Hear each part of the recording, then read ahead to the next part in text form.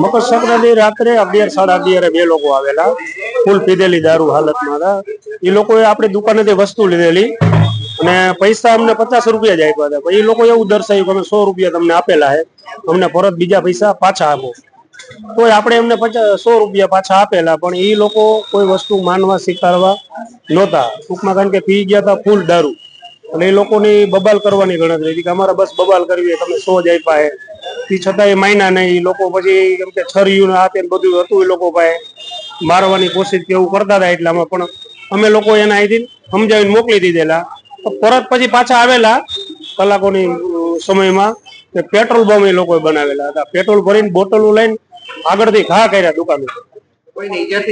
ના, હાજર એ જગ્યા ઉપર કોઈ નહોતું. નકર ઈજા એટલે ટૂંકમાં માણસને બહુ ઈજા થાય એવું હતું, કારણ કે આખું પેટ્રોલ નું જોતું બમ ઘોડે વિસ્ફોટ જ થયો. એમનો વિડીયો આવેલો હોય કાયદેસર. ફરિયાદ કરેલી આપણે યુનિવર્સિટીમાં સાહેબને. સાહેબે એક આરોપીનું કાંક નામ આવી ગયું હોય, આરોપીનું નામ લખેલું, બીજા 4-5 સાહેબ એ લોકો કહેતા કે અમે પકડી લેશું.